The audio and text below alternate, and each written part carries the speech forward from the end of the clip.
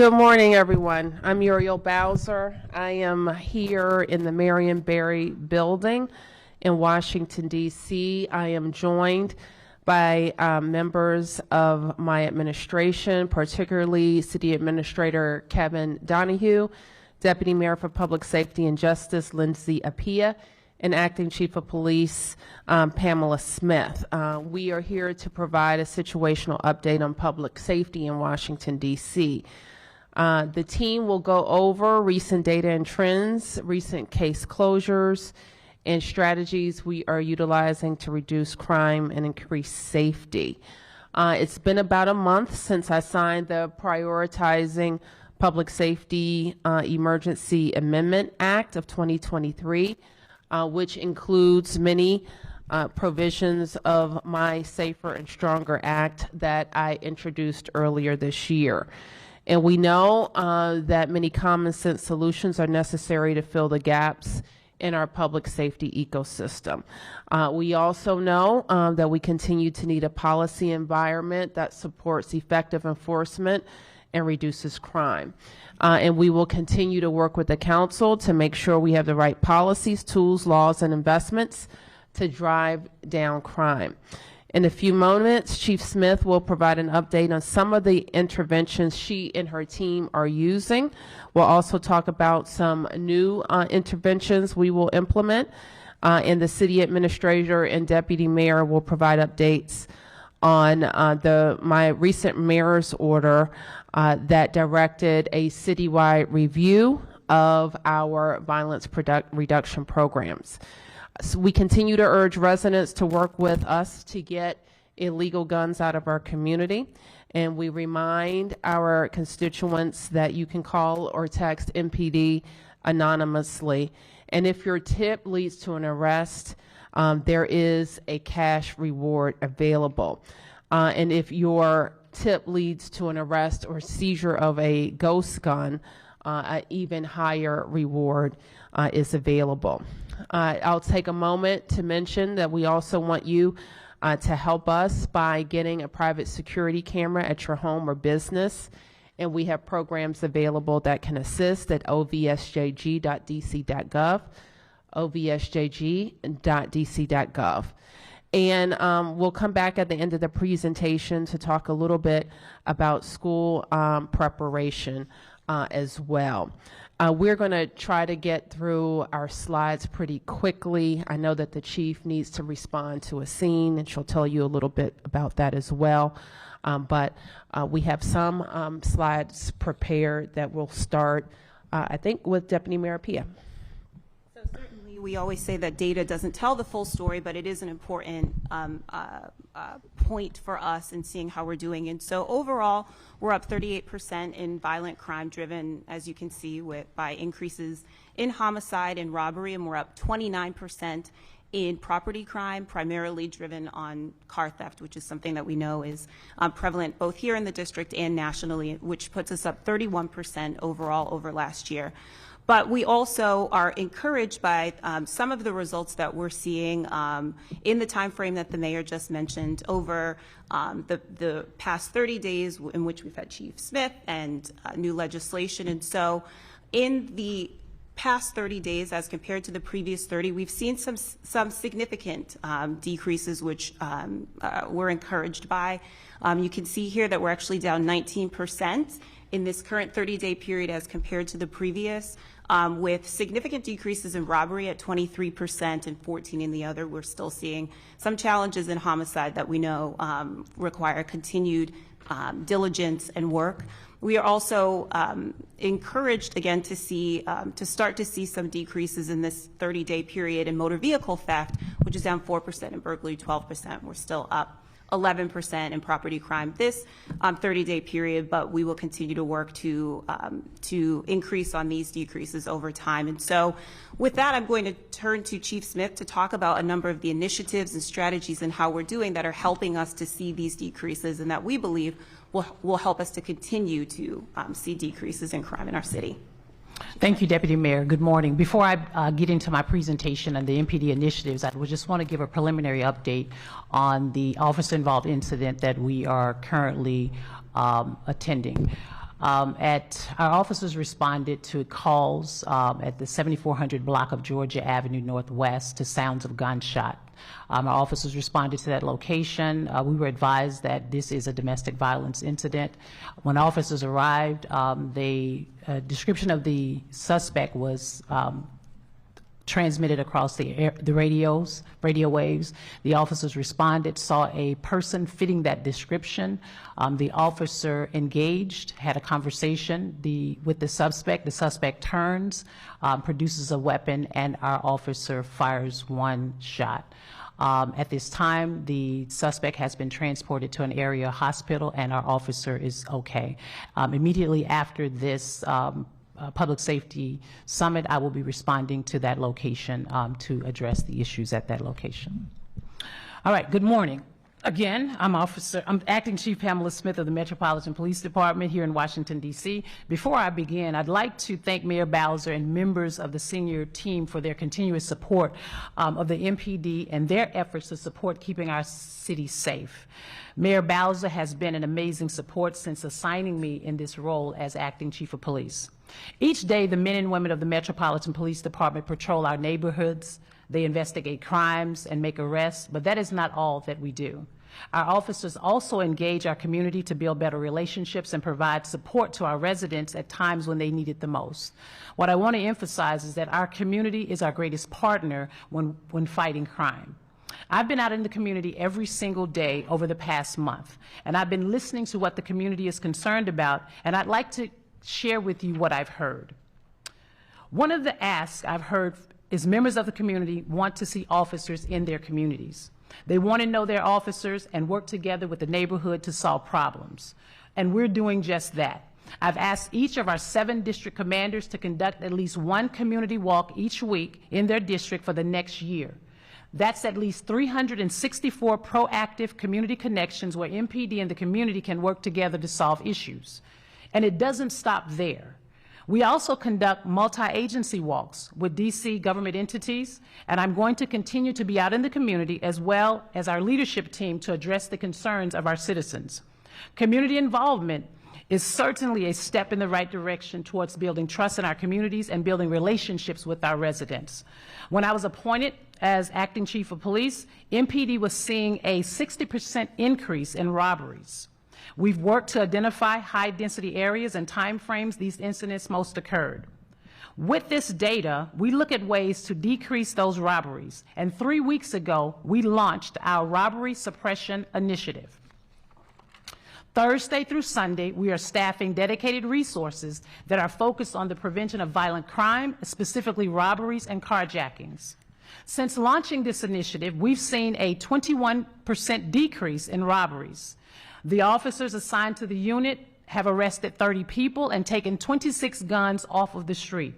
Initiatives like this one will allow us to focus and hold violent offenders accountable, and we will continue launching initiatives such as this to address issues that are driving crime. As I've listened to the community, I consistently hear people and residents talk about people who are driving unsafely on our city streets. We have seen a nearly 50% increase in traffic fatalities this year over last year, and we have way too many people blatantly disregarding traffic laws. In June, we launched our traffic safety compliance checkpoints, and this is an opportunity to educate those driving on our streets to change their behavior to make our roads safer. Since June, we've conducted 7 safety traffic compliance checkpoints throughout the city. We've issued 698 notices of infractions. We've made 23 arrests for no permit, 2 arrests for DUI, 4 arrests for carrying a pistol without a license, and 1 arrest for open container of alcohol. What I believe is that we are making progress, and I want to share with you some of the results of our work that you may not have heard about. In the past month, our detectives have closed 13 homicide cases. And we are making arrests in other significant cases too. And I want to briefly share a few details from just 2 of them. The first was on Friday, July 28th, where MPD arrested 4 juvenile males, 2 15-year-olds, 1 16-year-old, and a 17-year-old for a combined of 13 carjacking offenses and 3 armed robbery offenses. At the time of their arrest, we recovered 4 firearms. The second incident occurred on Friday, August the 11th, where MPD arrested an 18-year-old, a 17-year-old, and a 16-year-old for 5 armed robberies and armed carjacking offenses that occurred over the last 3 weeks. At the time of their arrest, 4 firearms were recovered. I want to thank the men and women of the Metropolitan Police Department for their hard work in bringing these cases to a closure. We are holding violent offenders accountable. Each of these cases and many more were closed because of community cooperation and good video evidence. And as I think about and speak about good video evidence, one of the most valuable tools for MPD to address crime is through an investment in security cameras. The district's private security camera rebate program creates a rebate for residents and businesses to purchase and install security cameras on their property and register them with the Metropolitan Police Department. As you have heard today, video footage is extremely helpful for our detectives in identifying and closing cases. We are asking our residents to continue to take advantage of the district's camera rebate program. In addition, if you have information about illegal firearms in our community, please share that information with the Metropolitan Police Department. We cannot do it alone, and we are committed to a strong partnership with the communities we serve. Part of our crime-fighting strategy is to safely remove illegal firearms from the community.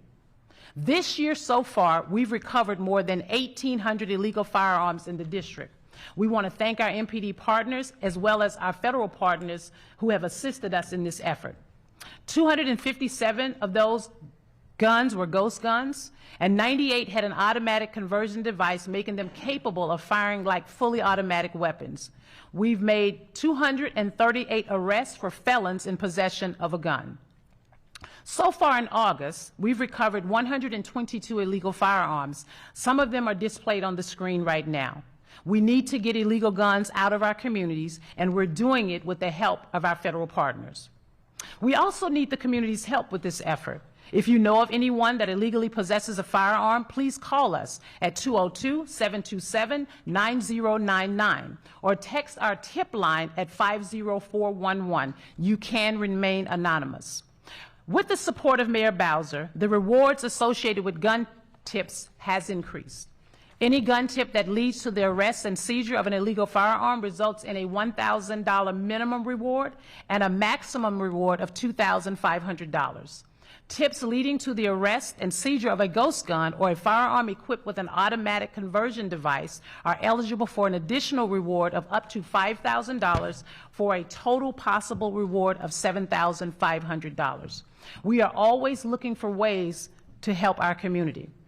After we saw the thefts of the Kia and Hyundai vehicles rise because of a viral social media video that exploited an issue with the vehicles, we worked with Hyundai to hold the first ever in the nation mobile clinic here in the District of Columbia to help resolve this problem. More than 1,100 people came to get a software update to fix their vehicles, which makes our community safer. So what's next? We are continuously looking for ways to improve public safety in the District of Columbia and working very closely with Mayor Bowser and other city agencies to focus on a whole-of-government approach. Another issue that has impacted our community is that young people involved in crimes, in particular, overnight. MPD will initiate a juvenile curfew enforcement pilot in partnership with the Department of Youth and Rehabilitation Services. Officers from our Youth and Family Engagement Bureau will patrol 7 initial key focus areas to identify juveniles in violation of curfew. Now, our focus here is to ensure that our youth are safe. Parents, we want you to know where your kids are overnight. We want our city's youth to be safe and to be home during overnight hours. Our goal isn't to arrest our young people, but we want to ensure the safety of our youth here in the District of Columbia. I've also heard from the community about the need for more CCTV cameras across the city. With Mayor Bowser's help, we will be adding 50 additional CCTV cameras throughout the city. Mayor Bowser has committed to doubling the number of cameras citywide over the next 2 years. This is in response to what the community has asked for and will help us to ensure that we have good video in some of the areas that are most impacted by high crime. As the community knows, The Metropolitan Police Department is working very diligently to increase the numbers of officers, and we are taking every opportunity to recruit men and women to join our department. Over the past month, I've taken steps to add additional resources for our recruiting team by standing up an in-person recruitment outreach unit.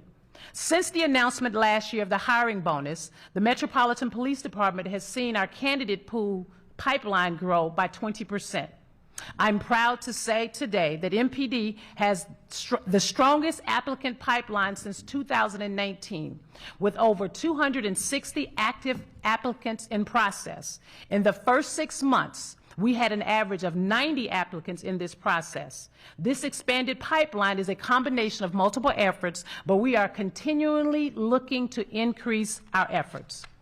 Since July 2022, 30% of MPD new officers were referred by a member of the department. And I want to strengthen where we've seen success. Our people are our best recruiters. With Mayor Bowser's support, we are announcing today a pilot initiative to further incentivize the members of the Metropolitan Police Department to refer more people to our agency. Starting today, any MPD employee who refers another candidate will be eligible to receive a $5,000 referral bonus for police officers and $2,000 for new cadets who are onboarded to the department. Thank you, and I will turn it back over to Deputy Mayor Lindsay Appiah. Thank you, Chief. So I will give a brief update on the mayor's order, which, as you know, in May, Mayor Bowser directed all of us deputy mayors to look across our system and to make recommendations about ways that we can truly have a whole of government response to reducing crime. And so each of us as deputy mayors did that, working together, and made a number of recommendations. And here's some of them. The deputy mayor for education, we know that one of the things that we're seeing with our young people is the need for stronger conflict resolution skills. That what would have been normal sort of fights and arguments are turning sometimes into violent encounters. And so there are recommendations that the deputy mayor has made to help us to augment conflict resolution, and recommendations around, we've heard, and certainly when the mayor hosted principals at the beginning of the year, that they need more tools, disciplinary tools, to increase accountability and to prevent a lot of these smaller incidents from repeating or escalating. So the deputy mayor has made recommendations around that, and you can see these. Deputy Mayor, I'm going to jump in for 1 second because I know the chief needs to get to the scene. So we're going to break to see if there are a few questions for her, and then we can get back to the update. Yeah, Mark. Can you tell us, one, the condition of the victim who was shot, how many times the person was shot, and do you believe that that person was actually the suspect from the domestic violence incident, and was anybody injured in that incident? So, Mark, thank you for the question. What I provided for you preliminarily is what I know at this time. I think that it would be best for me to respond to the scene to make sure that I have the accurate information. What I've shared with you is what I know up to this point. Is there anybody else here? I mean, I only press you now because we're on TV right now there, and we'd like to be able to report in this hour what we can as far as the condition of the suspect, if there was an exchange of gunfire. What I do know, based on the 911 call that we received from one of the domestic violence victim, was that the subject fired a shot at her, provided us with a description of the suspect. Our officers were in the area. They responded to the area, saw someone fitting that description. Our officer engaged him, contacted him. The suspect turned around, produced a firearm, and our officers shot the suspect. And as I stated before, the suspect was transported to a local hospital.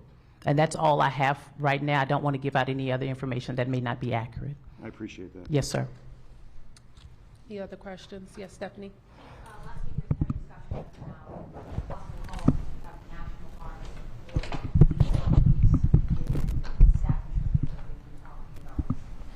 Would that help your officers? Did you get to have that conversation with Councilmember Trayon White, and what have the discussions with the mayor been? I have not yet had an opportunity to have a discussion with Trayon White, but I will follow the directions of the mayor when it comes to any conversations around the National Guard. I will take her counsel. And then on the recruiting, if I could ask, can you talk about the numbers of actual members who have passed the academy and are sworn officers? What does that look like? We understand the applications are in, but when it comes to officers on the department, what does that look like? So right now we have about 3,380 officers, and we have about 120 cadets. As the applicants are coming in, we're going through the background process as we typically would, and we're getting those folks in our recruit classes to increase the number of officers that we have in the Metropolitan Police Department. So are you hopeful that those numbers are? I'm very hopeful. Why? I'm very hopeful because I think, like I said before, our officers are our best candidates. I've had the opportunity to join our first class under my leadership, and I've seen the excitement. We intend to increase those numbers. Right now, I think we are graduating a class on Friday with I think about 14 officers, and then another group of 14 will be entering the academy on Monday. A couple more for the, yes, sir. Could you just introduce yourself? Yes. My name is Rockefeller Twyman, and if I had the money that my name denoted, I would give it to start the Muriel Bowser Foundation to end gun violence. I support what you're doing, and I know that you and the chief are both women of faith. So I'm wondering, have you ever thought about having prayers, days of prayer and fasting to end the violence? Because you're dealing with demons out here. Yeah. Let me just answer your question, Rockefeller, if I might. So in addition to what we've discussed here, we have a number of initiatives that are inside the government and outside the government. We have invited community organizations, including faith organizations, to participate with us in proven strategies. So we would be open in a number of the grant programs that the deputy mayor manages to consider programs that we think work. Let me take a few more press questions for the chief, and then I'm going to have to allow her to get uptown. I'm Ted Oberg from News 4. Thanks for making time. Chief, you have said in the past that you believe that people want to see more officers. You also have said that you believe that putting more officers where there is more crime is something that's important to you. Statistics suggest that hasn't been done. Have you moved or redeployed officers into areas that are seeing increases in violent crime yet? And if not, why not? So I think back in April 28, 2023, the Focus Patrol Initiative was launched, and it was a 90-day initiative where we partnered with George Mason University to look at having our officers assigned to high crime impact areas across the district and all 7 districts. And what we've seen in that space is that there is a 30% decrease with our Focus Patrol efforts. That is a 90-day program. It is my intention to continue that program in conversations with Dr. Lum from George Mason University. And we have seen a decrease in those spaces where we've had our Focus Patrol initiatives. Your stats show decreases in robbery, but not other areas. Well, I'm specifically focusing on those other areas where we actually assigned officers, because I think that was the question, where we've assigned officers in those high impact areas. And we do have the data to support that, and if you need it, we will provide it for you. I've asked it and denied it, but okay. We can follow up. Yes, sir. Chief. Okay, Peter. Oh, I'm sorry. There's already here, and then Peter, and then I think Chief, you're going to have to take off. Yeah. Chief, with all the robbery suspects you've arrested in the past month, to the best of your knowledge, do you know if the U.S. Attorney is holding them before trial and pursuing charges in those cases? Well, what I can say specifically with the juveniles, yes, some of them have been held. I think since July 24th through August 8th, we have arrested, in conjunction with some of our federal and partners, we've arrested over 103 juveniles. 31 of them have been held and detained. And I think that's a good effort in the space that we're in right now. One more question. Peter? Oh, my bad. Peter? This is for the chief and for the mayor. Homicides in 50 of 70 major cities surveyed by major city chiefs have dropped precipitously over the last 6 months. DC is an outlier in that category, and most of the cities share some of the same problems and some of the same challenges and have some of the same solutions of of focusing on where crime is concentrated, illegal weapons, and so forth. What do you attribute to why DC's been unable to get it down this year? Chief, do you want to start? Yes. Well, Peter, thank you for the question. I think for us, we're seeing a lot of guns come into the area, and what we found based on some of our investigation is that there are a lot of conflict resolution that's not happening with a lot of these suspects. We also find that some of this is very targeted in some aspects. We are certainly working with our ATF, our local, state, and federal partners to really deal with the illegal guns that are coming in the District of Columbia. What I also presented to you today is the number of guns that we're recovering off of the street, which is a significant number in years past. And I think when you talk about the homicides, that's where the increase in numbers are coming from. And we've been working very diligently also with the U.S. Attorney's Office to see what we can do in order to impact, if you will, some of these guns coming into the district.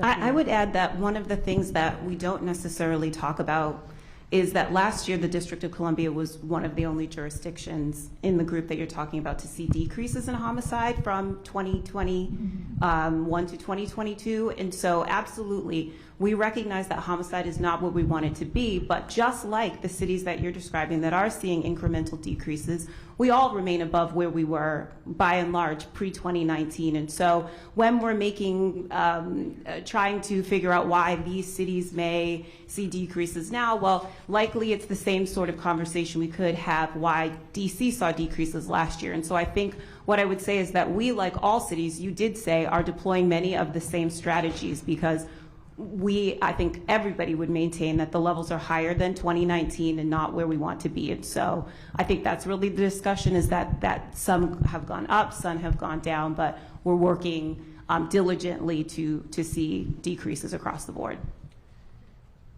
Yes.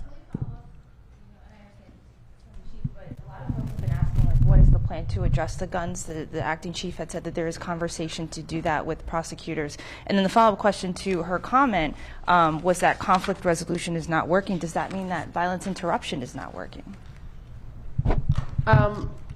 Okay, you asked a couple of things. So what was the first thing you said? So the first question is the plan on guns. How is the city working? What conversations are being had to address the guns being brought into the city?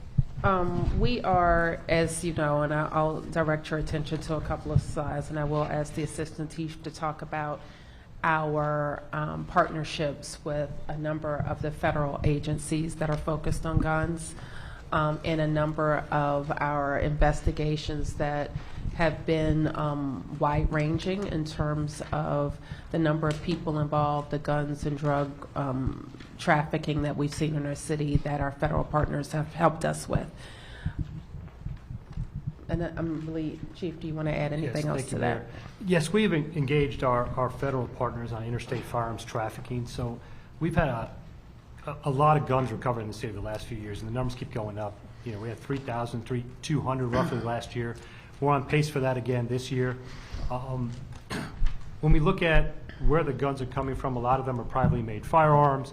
Now, there's some federal legislation pending out there. The Supreme Court weighed in on regulation to make those guns subject to the 1968 Gun Control Act. So that's that piece right there. But within the city, our intelligence apparatus is being bolstered to look at the data and try to find the commonalities about where the guns are coming from. It's not a simple, hey, stop this truckload. It doesn't work that way. We have a lot of 5 and 7 gun trafficking organizations that are out there. When I say organizations, that's not an organization. That's a group of people that are moving guns from other parts of the country here. What I want to do is try to start making public the interstate trafficking efforts that we do have with our partners. So a lot of these cases actually get prosecuted in other parts of the country, Georgia, Florida, South Carolina, North Carolina, where the federal statutes are, the jurisdiction is there. So we're going to share that information with you just to show you what we're doing collectively. But there's going to be a robust effort to look at the data, look at the trafficking patterns, compare that with how the guns are being used in the city, and direct our enforcement efforts in that vein. In terms of like robbery suppression, and the chief talked about that earlier, is that we see the trends where cars are carjacked in Ward 7 and 8 in the midnight tour. And then they're being used to commit armed robberies and armed carjackings in the 3rd District, in the 4th District, in the U Street corridor. We know those trends. Those are not surprises to us. And so as we deploy our assets around the city, it's because we know what the trends are. When we're looking at how many officers are in every district, yeah, we have officers somewhat evenly spread out throughout the city because of the crime trends. And so we're looking at focusing on where the guns are coming from, how they're being used by our criminal element, and right now it's in that robbery space and the shooting space. I'd also note that in the Safer, Stronger Amendment Act that we have made some policy proposals to strengthen both our local law around gun trafficking, whether it's deserialized guns or otherwise, and penalties around some of what we see in the gun trafficking space. And so we're hopeful that we'll continue to be able to work with council on some more of the proposals that are in the Safer, Stronger Amendment Act to help add what we always say is that we want to have as many enforcement tools as possible. And then the other question was the violence interruption then, the chief's comments of conflict resolution not working here. So does that mean that violence interruption is not working? I think, well, the chief's gone now, but I think her comments were broadly around issues of people who have guns, who use guns to settle arguments. And I don't know that she was referring to the kind of gang and turf issues that violence interruption is designed to solve. For example, what she's responding to today appears to be people known to each other, familial situation, and one shot at the other one. That's an example of no conflict resolution skills in the presence of a gun. Peace and blessings. Peace and blessings. Peace and Right blessings. here. Yep. Empirically, thank you. What aspects of the emergency legislation can you point to that caused a reduction in violence over the last month? That's my first question. Second question, in regards to the conflict resolution, what support, if any, are you throwing behind the council's efforts to push OSSI to create curriculum around that? And my third question is in regards to the conflict that happened around Howard University earlier this week. Is the curfew response being tailored to Georgia Avenue? And what communication has there been with the university in terms of preventing future incidents to that?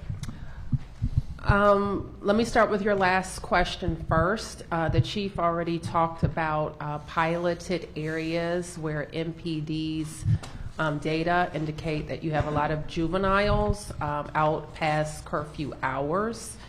And this is a targeted approach to deal with very specific areas of concern. The chief also mentioned a partnership with DYRS where those young people will be taken to DYRS.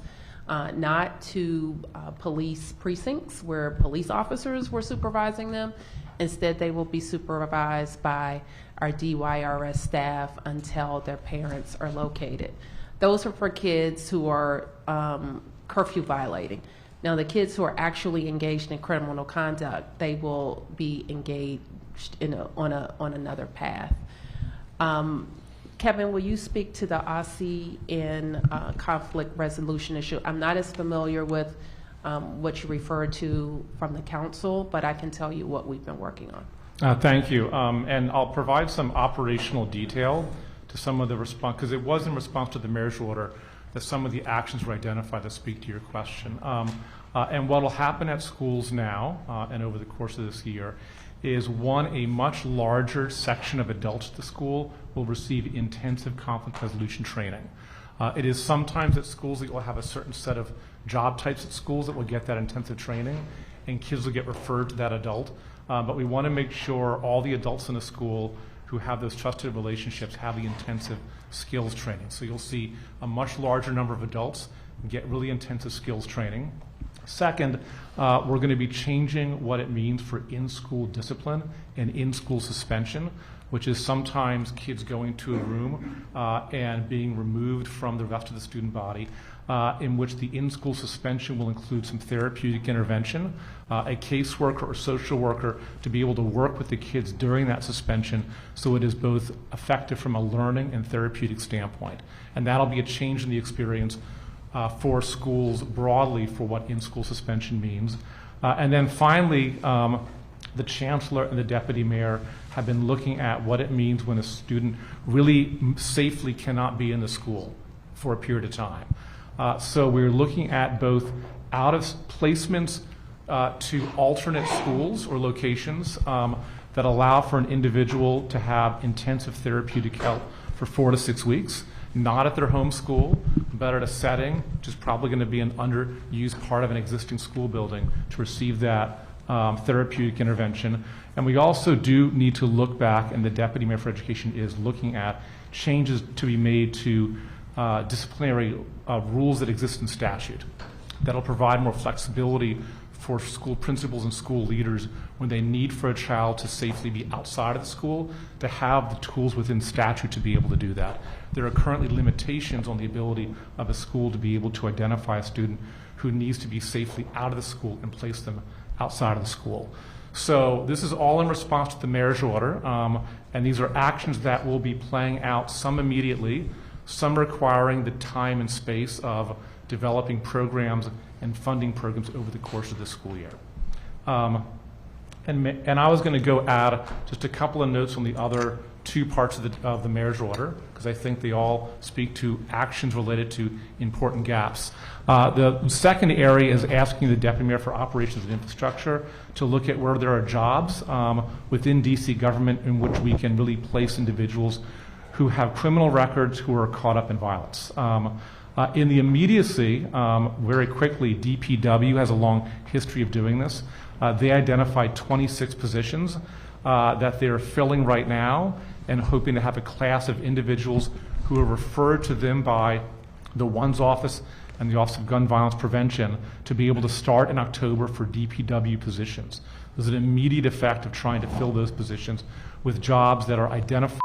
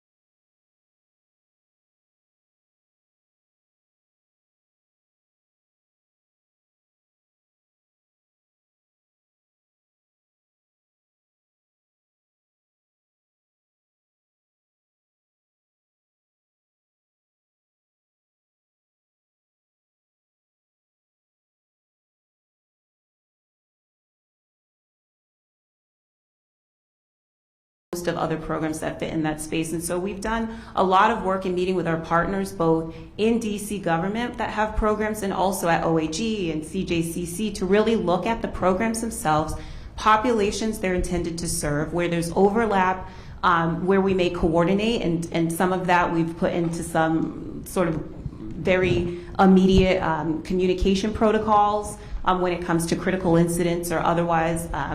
And also to really look at contracting and make sure that we are not creating a market of competition, but really that we are working together. And so we've done that work and come up and continue to refine. But some of that you've even seen in the work we've done with the Deputy Mayor on Deputy Mayor for Education on safe passages, to align more closely with our continuum and make sure that our contracts are tight. And so we continue that process. Like I said, we've met with OAG and really are discussing how can we be sure that regardless of where the programs are housed, that the populations we serve are very clear. The intent of our acute programs of violence intervention are aimed at reducing crew-based gun violence and making sure that there's clarity there, and then at really looking at what are the right things to be measuring and the metrics there. And the process of what you see consolidation, that's really a process that we're looking at across the government. How can we be most efficient with our resources? Because again, you've heard us say this was a tough budget year this past year. We anticipate that. And so we want to make sure that we're being efficient and effective and aligned. And so a lot of work in that space, a lot of collaborative work, like I said, with our partners at OAG and CJCC as well.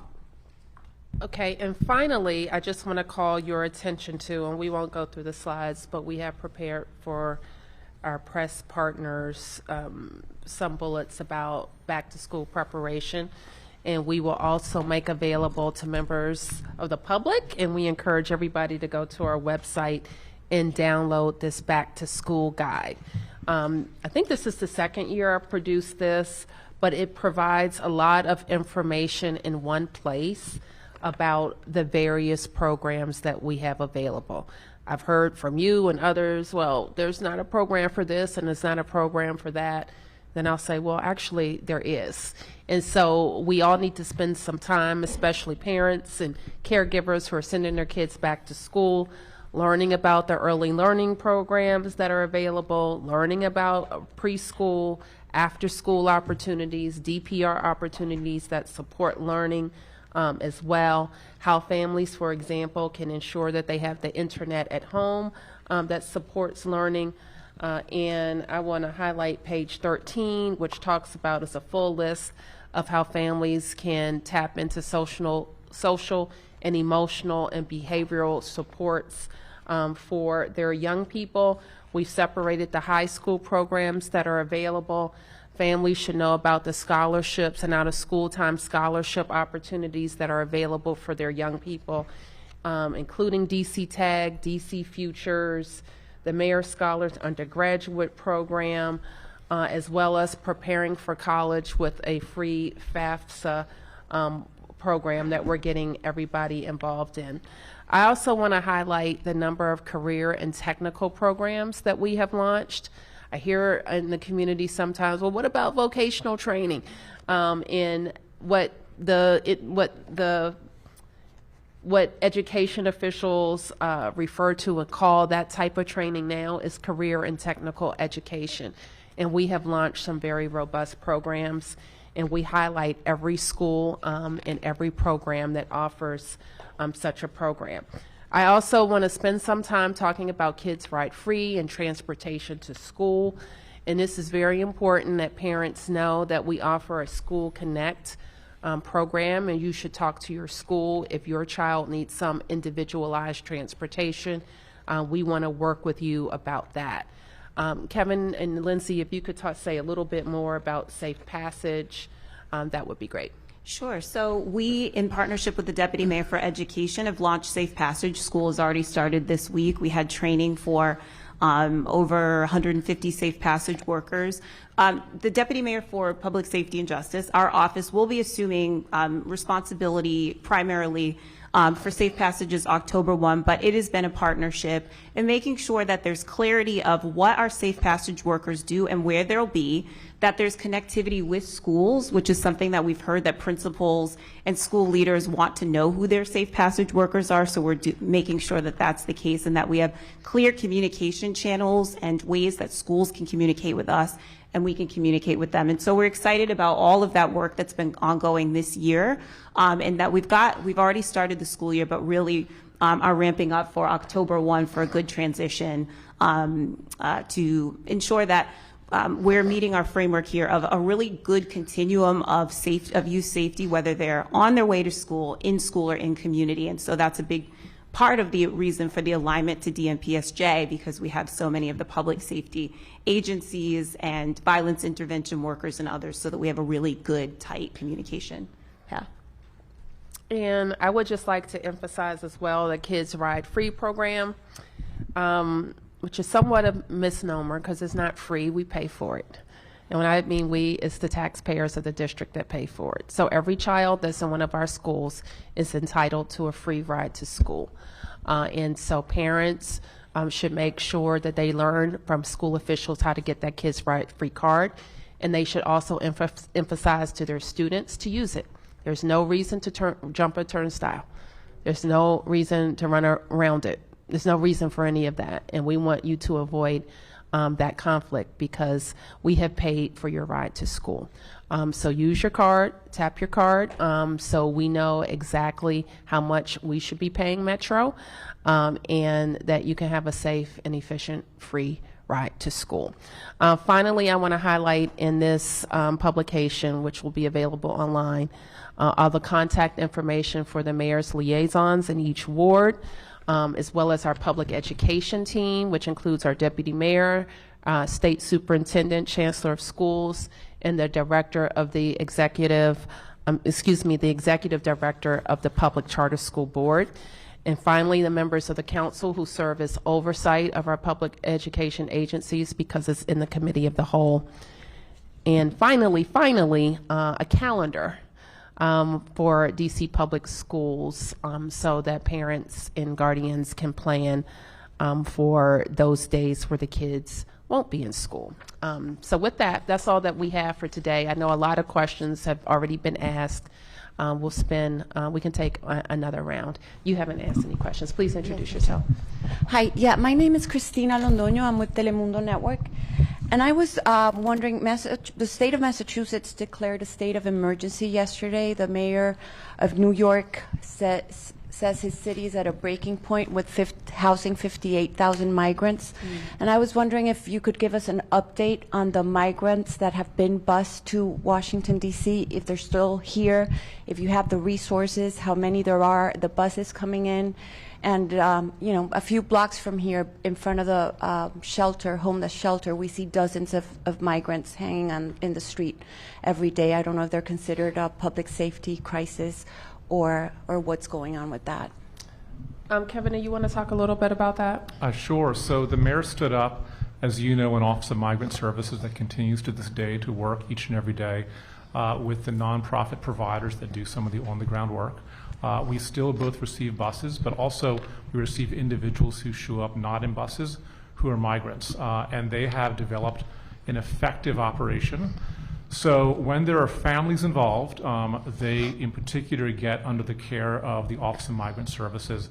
And on any given night, we have within our forward movement location, where we house people for a short period of time before they often we assist with their movement to their desired destination, about 100 individuals that are parts of families. The city continues to house just over 1,000 individuals and families in hotels. That is the product of receiving families over the course of the many months in which we received high volumes of buses. We have seen that number in hotels go down over the past few months from about 1,200 individuals and families in those longer stay hotels to about 1,000 to 1,100. And that's what we see for families. Now, for individual adults, it's different. We are prohibited by law from asking for immigration status. So when someone presents to a homeless shelter, they cannot ask, were you a migrant, are you undocumented? So we know more anecdotally what our homeless adult system has seen, and they have seen a moderate increase in in tenancy in which the providers believe are likely the result of migrants coming here. But we don't have the kind of clarity of data because the laws don't allow us to ask that. So if you see individuals outside of a shelter, they're likely adults. I've had direct discussions with the folks who work every day in those shelters. They typically have relatively short stays in DC, but we do have a moderate number. It's not the majority or vast majority of folks who are housed in shelters every day that are adults, but it does provide some number. But Texas is still sending the buses. Not to the degree or quantity that they have been sending before, so I want to be clear. We still receive buses, but we also receive individuals who are, through other means, finding ways to DC, often looking to go elsewhere. But we are still receiving buses, but it is not the scale that we've been seeing prior to what we see today. Yes. I know we can't generalize gun violence, but I know in the past we've gone to neighborhoods and people are wondering what's going on. Can we characterize kind of some of the trends that we're seeing? Is it more of these domestic-related incidents? Is it gang activity? Because so often they see the aftermath and are wondering, what's going on in the neighborhood. We haven't seen this before. Chief, do you want to? Yes, sir. It's all of the above. Even the incident we're working right now is domestic related, and then a lot of our conflicts are between known individuals that have a confrontation and escalates to gun violence because of the proliferation of weapons, and that's a problem that we've got to get a handle on.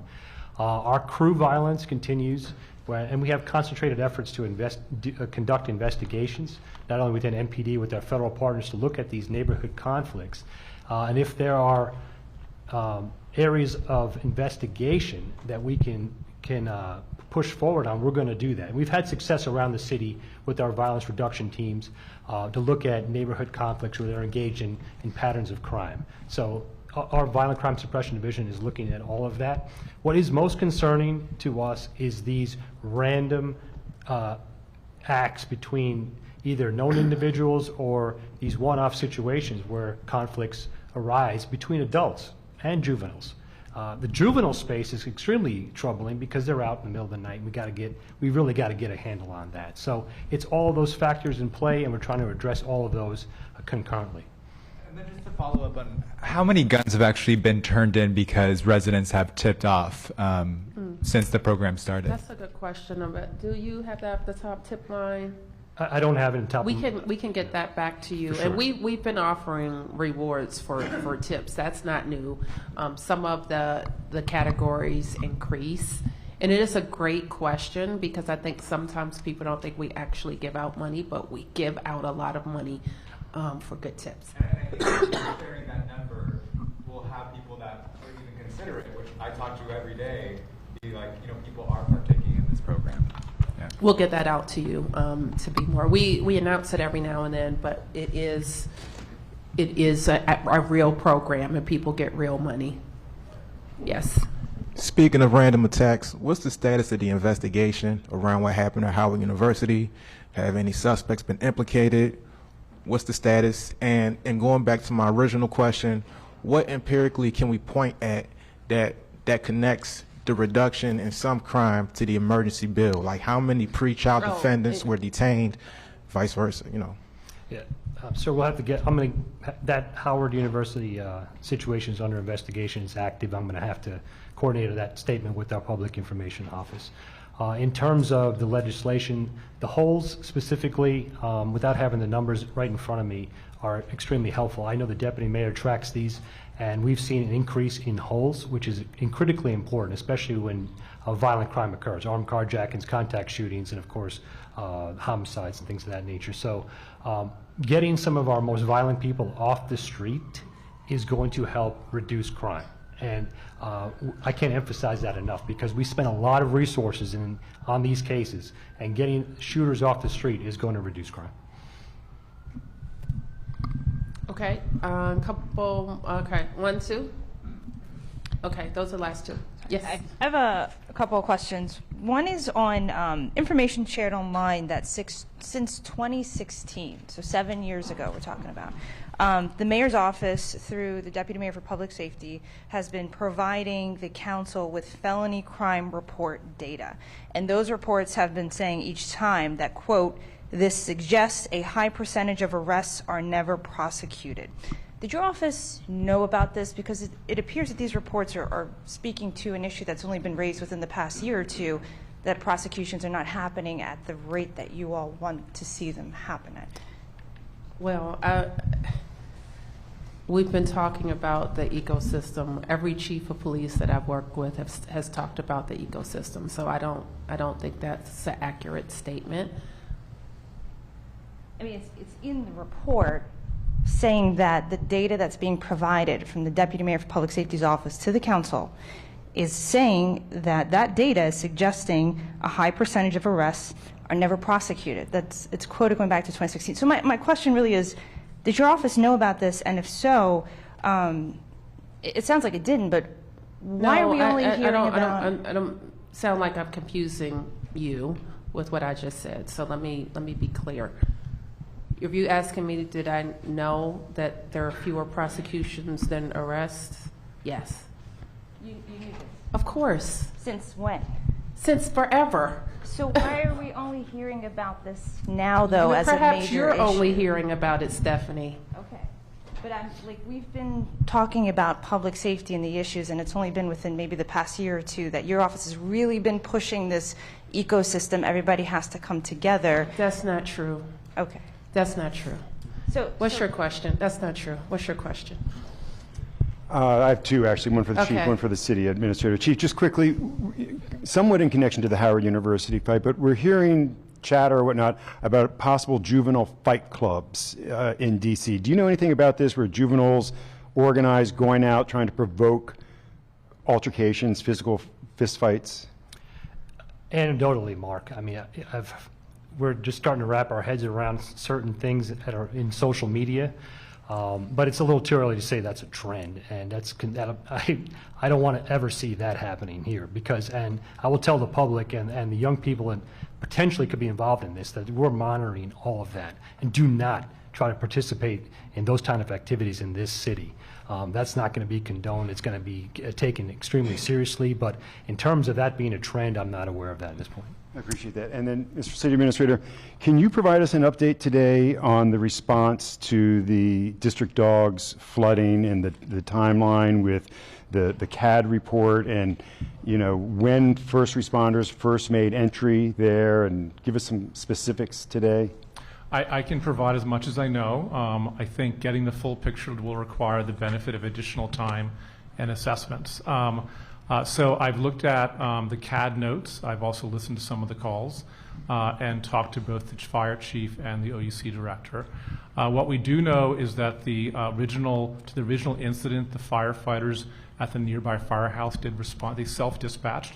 They responded to what they saw quickly and heroically from the beginning to be able to rescue individuals trapped in the underpass or were occupants of cars that were getting submerged in water. We also know that there were at least 3 calls made to 911 between 5:06 and 5:18. Each of the calls came from different individuals, 2 of them from out of the jurisdiction, one from the last one at 5:18 from, it looks like, individuals who were inside of district dogs. And that information was communicated over the dispatch after the call that came from the individuals who were inside. Now, what is still getting identified, and that I think is needed to really paint the full picture, is really looking through and transcribing some of the radio traffic to be able to understand the time frames in which, when did the firefighters on scene become aware that there were individuals who were trapped inside of district dogs, and dogs who were trapped inside of district dogs. And I think that requires the benefit of a full review and investigation.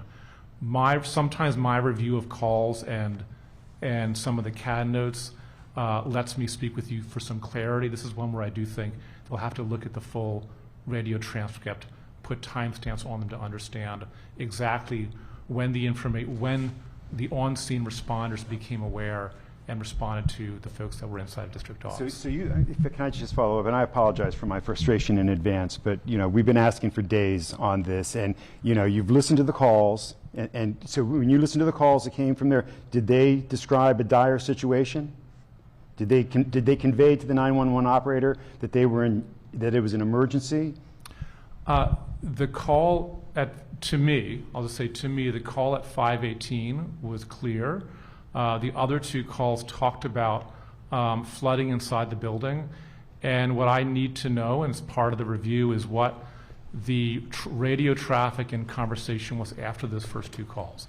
And as I stand here, I don't yet know what happened after those first two calls. And so do you know the time that first responders first made entry or attempted to make entry into the District Dogs? Because from the CAD report, it appears that it's well after 5:06 and at least several minutes after 5:18. That's why I want to understand the full outcome of the review. So I don't right now know exactly when they gain entry. I need for the folks looking at it to listen to all the radio traffic, to interview folks and put timestamps on it. And that yet hasn't happened.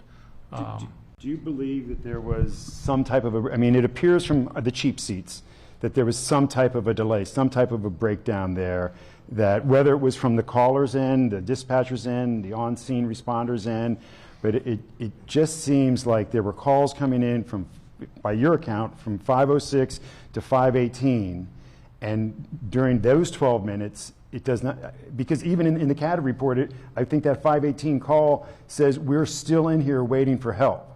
Is that right? I want to be careful with what I say, because I want to make sure that I don't speak before, to your very direct question, before I have the full benefit of knowing what the radio transcripts are. And I don't have that right now. But so what is your initial read of this? Was this a well-oiled operation, or was there room for improvement in here? this very open setting, I really want to look at the radio traffic before I give you a sense of what I think really happened here. I think I owe it to all the people involved, all the employees that were involved, the folks who lost dogs and remember their families, before I give that kind of declarative statement. And then just along the same line, is there some type of an after-action investigation into the dog care center, to District Dogs? I don't know what type of, if any, evacuation plan they're required to have, like a human daycare center. I assume would be required to have some kind of evacuation plan. Is there any kind of investigation that the city is launching to see that the operator was in full compliance with, and I don't know if there are requirements that they have an evacuation plan for something. The reason why Director Rodriguez was at the press conference yesterday is when we have this multi-agency, and in this case also private sector response to a difficult incident, that we look at it really holistically, and HCMA does carry out, in this case, an after-action report that will include a look at both the government operations and the interplay of private actions with what the government actions were. Thank you. Mm-hmm. Sam. I just want to ask about the curfew, because school's about to start. How significant is this going to be? You said 7 areas. Will we know what the areas are? And some characterization of just, why you want to make sure this is happening, because we really haven't focused on curfew in D.C. that much. So the areas are listed, actually. Yeah, go ahead. Yep, the areas are listed, and so you can see them here.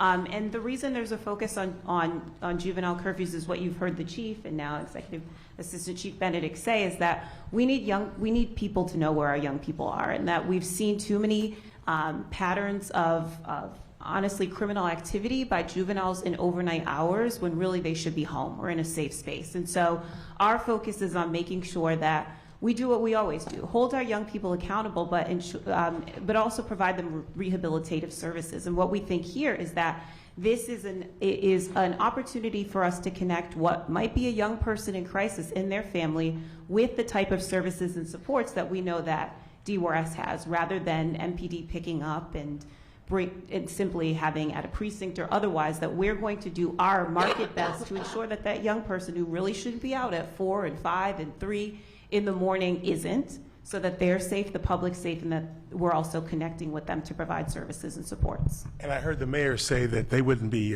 taken to lockup, but that they would be taken to, I guess, I'm not sure where, but they're not going to be locked up. But the police will be picking them up. It won't be somebody else. No, MPD will pick them up, and they'll be brought to the Youth Services Center, where we'll hold them non-securely.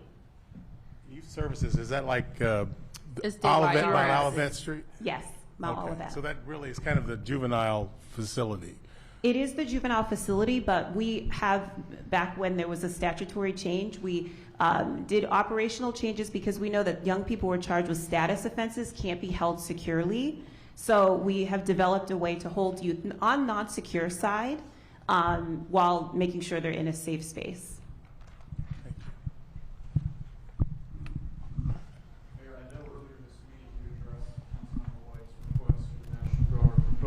I was wondering if you are in favor of armed, uniformed National Guard troops on the streets of the city's capital or the nation's capital. When we need the National Guard to support a specific mission, we don't have any trouble calling on the National Guard. The National Guard don't have police. They have some police officials, but that is not what their primary training in the district's National Guard is for. So have you talked to any federal partners about entertaining that proposal? I just told you what I know about their capabilities and preparedness. And what we need to figure out in this city, and I'm glad that the council is interested in more police personnel. I wish they had been more interested in police personnel for the last 3 years, but we are where we are. And so what you've heard us talk about is how we're going to deploy our resources in a most strategic and best way possible, and we'll continue to focus on that. Yes.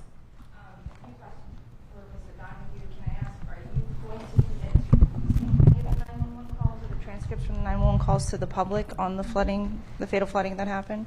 I think we generally, when an incident like that of great interest happens, we will release transcripts, but not the actual audio of the call, but some verbatim transcripts. Can you tell us, do you have any concerns with what you said was, you described some of the first two calls coming through as flooding inside, but the dispatch and what was said was a leak, not flooding. Do you have any concerns there? I think that is all part of the after-action review. Any message you would have to residents who, it's usually the understanding when we do these reports on OUC especially, that it's the OUC director who will review those calls the day of, if not the next day, and it's been 4 days later, and that's still information that we have not been able to get for those people affected. I know she reviewed the calls the day of, because I talked to her the day of. What is sometimes very helpful, and in this case is helpful, if not essential, is really also looking at and listening to some of the radio traffic, which just takes a lot longer to do, because you have to listen to it, try to put timestamps on it, and that's the process that's been undergoing over the past few days. Additionally, the call takers and dispatchers don't work every day. They work a long shift and have a few days off, so you also need to interview the initial responders at FEMS. You have to interview your call takers and dispatchers, and you usually have to be able to wait until they return to duty to be able to have an in-person sit-down interview.